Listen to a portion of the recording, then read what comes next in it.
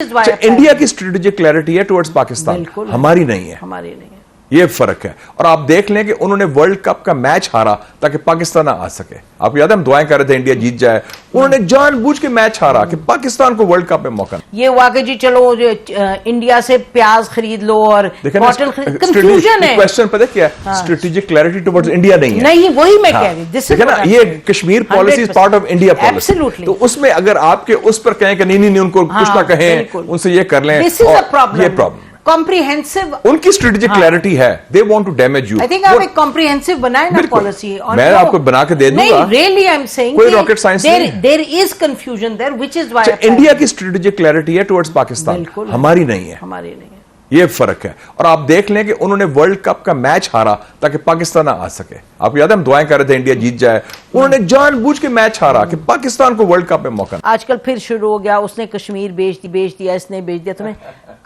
किस पार्टी ने, किस गवर्नमेंट ने बेचा? देखिए जी, बी वेरी क्लियर। 3 इश्यूज हैं, कश्मीर, न्यूक्लियर और चाइना। ये अबव पार्टी लाइंस है, इसमें कौमी इत्तेफाक राय है, रियासत के ताल्लुक है। कोई बंदा भी नहीं, चाहे प्राइम मिनिस्टर हो, प्रेसिडेंट हो, आर्मी चीफ हो, उसकी जुर्रत नहीं, ना उसकी सलाहियत है, ना उसकी हिम्मत है कि वो कश्मीर पर सौदाबाजी कर सके या न्यूक्लियर पर कर सके या चाइना के जो ताल्लुकात है उस पर कर सके। तो ये नॉनसेंस। ये अब बेचने वाली बात, तो आप मतलब है कि ये सियासत की नहीं, और सियासत नहीं, रियासत भी जब कभी दिल चाहता है 30 सालों से सुन रहे हैं, उन्होंने बेच दिया, हमने बेच दिया, फलाना ने सॉफ्ट ऑन इंडिया, फलाना इंडिया। छोड़े जी, बिल्कुल it is no basis on fact. मुमकिन ही नहीं कि जी इमरान खान ने भेज दिया। अच्छा, नवाज शरीफ, देखे ना, मानना पड़ेगा लाहौर समिट में किस तरह से that's the first you were there, minister in waiting थे ना, उसमें दावत में थी, मौजूद थी, वाजपेयी साहब को मिली भी थी। आपने खुद देखा कि I was minister in waiting. मैंने 4 दिन उसका जितना वक्त मैंने गुजारा किसी ने नहीं गुजारा, क्योंकि मैं हर वक्त उनका प्रोटोकॉल का था। वो बहुत बड़ी बात थी। उसने आके कहा मीनारे पाकिस्तान है कि हम पाकिस्तान को तस्लीम करते हैं। तो जब मैं उनको ले जा रहा था उधर, वो एचसन कॉलेज से हेलीकॉप्टर उड़ा, गवर्नर हाउस ठहरे थे, तो मैं कहा सर आपने बहुत बड़ा आज काम कर रहे हैं, we are very grateful to you. कहते हाँ, पाकिस्तान में तो जनता खुश होगी, मुझे वो हिंदुस्तान की जनता नहीं छोड़ेगी, वो नाराज होंगे, लेकिन ये तारीख की बात है। उर्दू बड़ी अच्छी थी, कहते वो।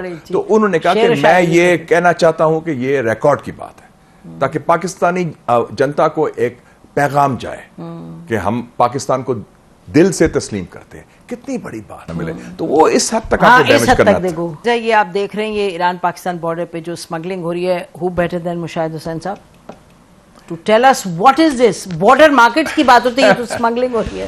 पहली दफा हमारे इस तारीख में ईरान अफगानिस्तान तिजारत, पाकिस्तान अफगानिस्तान तिजारत से बढ़ गई है।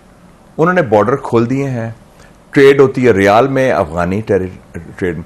ये सारा जो कहते हैं सो कॉल्ड स्मगलिंग, बाढ़ आपने लगा दी है। FC, levies, police, customs, imagine, और 30 और 20,000 गाड़ियां रोज आती हैं।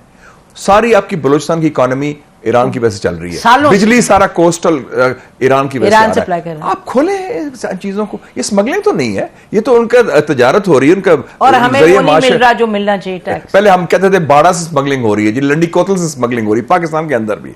ये आप लोकल करेंसी में ट्रेड करें, सारी दुनिया में शुरू हो गया ये काम।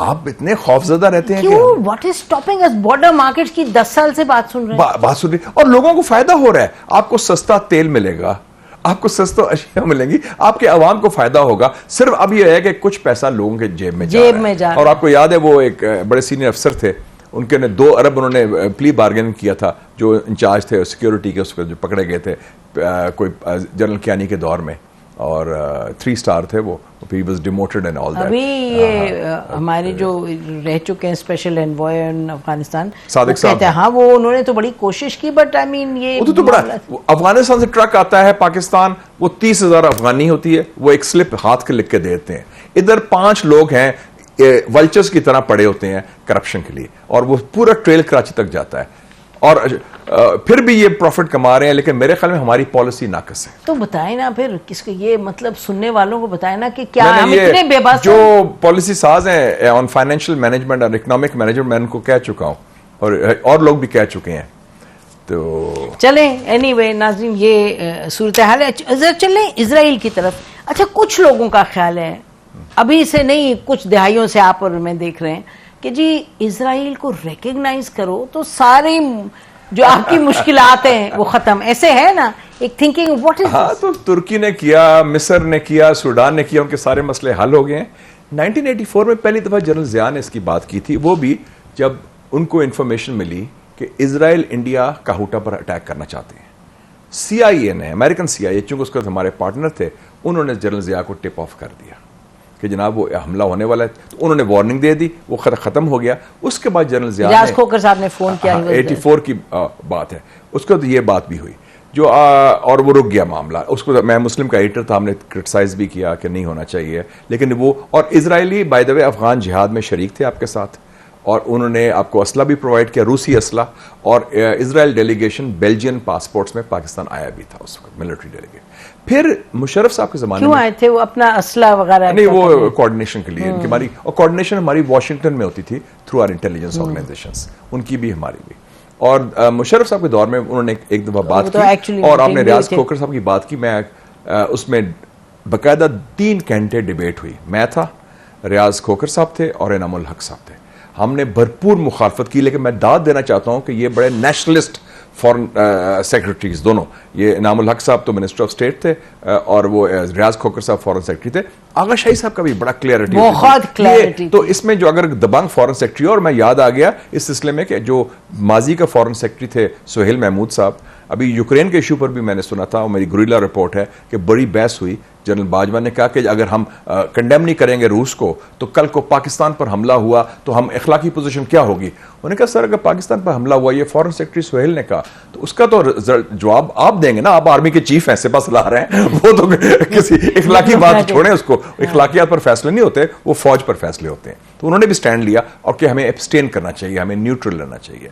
तो उसमें और हर प्राइम मिनिस्टर ने भी मुशाहिदा, every civilian prime minister has said कि कोई सवाल हमारी पोजीशन कश्मीर पर बहुत कमजोर हो जाएगी, हमें उसके कोई ऐसे फवायद नहीं मिलेंगे। और हिंदुस्तान के साथ जो इजराइल का जो इस वक्त है गठजोड़, वो तो बड़ा वाजे है, क्योंकि पता होना चाहिए कि किस चीज पर आपको, क्या इजराइल कश्मीर मसला हल करने में मदद कर सकता है, या अमेरिका और हिंदुस्तान की दूरी करा सकता है, या और नहीं, कई स्ट्रक्चरल स्ट्रेटेजिक और टाइज इस वक्त जो इजराइल की जो है, आपको असूली मौका भी देते हैं। नहीं, जो इस वक्त की हुकूमत है वो रेसिस्ट और फैशिस्ट हुकूमत है, वो मतलब है कि मार रही है फलस्तीन को। अल-अक्सा में जाके देखिए, तो अगर आप असूली मौकफ नहीं लेंगे, शुक्र ऐसे एडवाइजर नहीं थे जब मियां साहब को न्यूक्लियर का फैसला करना था, किसी ने कहा जी 5 अरब दे रहा है क्लिंटन, मान ले।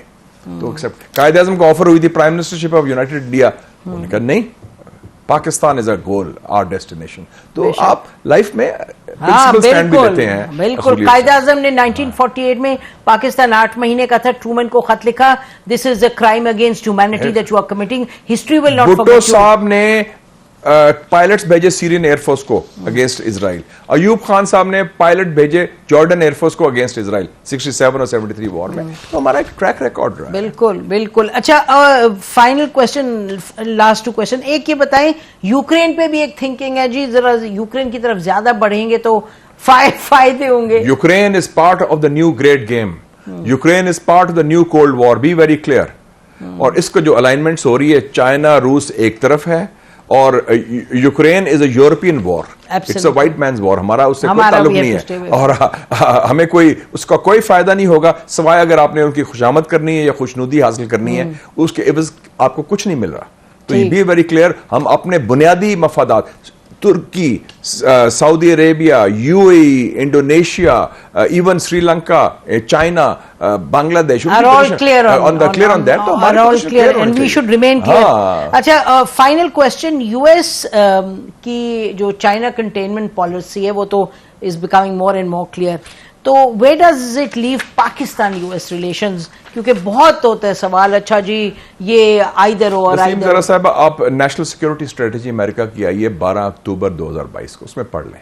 उन्होंने 2 बुनियादी फैसले कर लिए हैं। एक ये कि इस खत्ते में उनका बेहतरीन दोस्त इंडिया और बदतरीन दुश्मन चाइना, और पाकिस्तान का कोई जिक्र नहीं उसमें। और पाकिस्तान को, हाँ, अगर कोई अमेरिका बहुत कुछ देने को, क्वेश्चन होता है आप अपने मफादात पर फैसला करें कि आपको क्या मिल सकता है जो आपके मफादात को फायदा पहुंचाए, चाहे पाकिस्तान की कौमी सलामती है, का दिफा है, या सफारती बात है, या मईशी बात है। अभी जो चाइना से हमें मिलता है हमारे मुश्तरका मफादात की वजह से, वो अमेरिका से नहीं मिल सकता। और हमारा एक स्ट्रक्चर और एक हमारी एक स्ट्रेटेजिक रिलेशनशिप है चाइना के साथ, अमेरिका के साथ technical relationship, truly time tested relationship. तो वो आपके साथ खड़ा हुआ है, हर इशू पर खड़ा है। तो और बता दें कौन सा इशू, मुझे बता दें और कोई मुल्क अगर उस तरह खड़ा है तो 100 बिस्मिल्लाह। बिल्कुल ठीक है। बहुत बहुत शुक्रिया मुशाहिद साहब हमसे गपशप करने का। नाज़रीन, आज का प्रोग्राम खत्म करते हैं। खुदा हाफिज। पाकिस्तान जिंदाबाद।